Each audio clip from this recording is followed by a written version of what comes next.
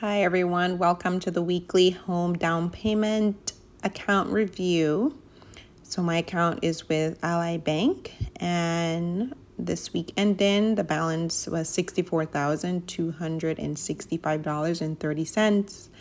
Please keep in mind I have $16,000 invested in my M1 finance account that will get added back into this home down payment. So my overall home down payment balance is really $80,265.30. So hopefully that did not confuse you too much. But the temporary goal that I've allocated in this account is $70,000, and I am 91% there, which is amazing.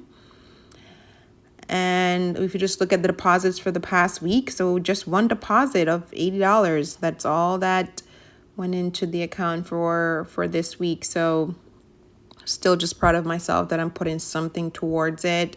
Again, my goal is to buy a home or a co-op in New York City in the year 2024. And when I say 2024, I'm going to start looking on January 1st, 2024. Like, I'm not kidding. Like, I just want to get this process over, but I want my home to be a blessing and not a curse. So I don't want to overbuy and get myself in a financial situation that's not healthy because I'm in a rush to buy a home. But I'm feeling pretty good about my finances for 2023. So I think I'll be able to get to the down payment amount that I would want, which is about 100,000. But if I can get a little bit above that, I would really like that.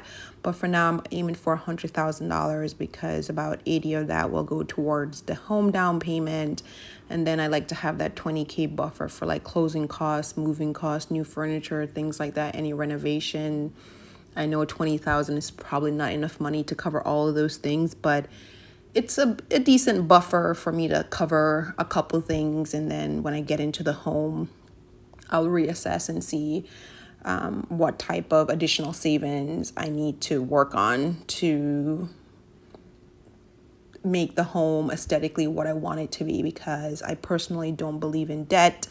Yes, I will be taking out a mortgage for this home down payment, but that's only because I don't earn enough to buy a home in cash. Otherwise, I would 100% buy my home in cash. So because this is such a large sum of money that I will be taking out in a mortgage, I'm okay with that debt, but I don't believe in credit card debts, loans, I don't do any of that.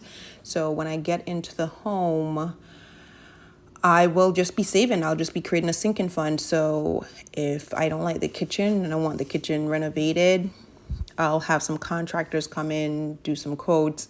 And if they're like, hey, this is going to be a $15,000, $20,000 kitchen renovation, then guess what?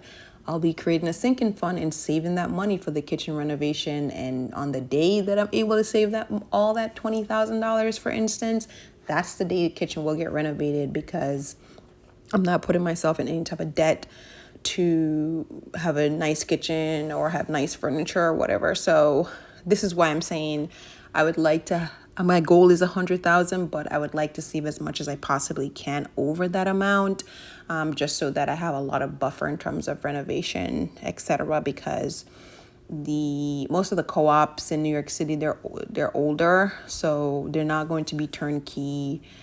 So I already know there's a 90% chance that for sure I'll want to renovate the kitchen and I'll want to renovate the bathroom. And depending on the flooring, I'll probably want to put down nice hardwood floors. I'll want to change out the doors, make them more modern, change out the door locks. And I'm saying all of this just based off what I am seeing online through this app called Trulia. I've been looking at co-ops. I'm just trying to get a sense of what they look like and just aesthetically what I would be walking into. And most of them, those areas would definitely need to be changed to appease what I like. Also needing to repaint the entire place as well. So there's going to be a lot of extra costs. So I just want to, again, save as much as I possibly can so I can get as much done as I can, all cash before I move in.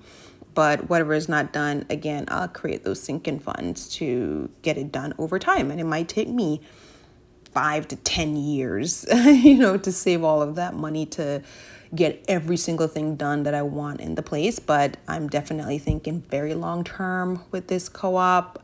I don't see myself moving, but I know just from living life, never say never.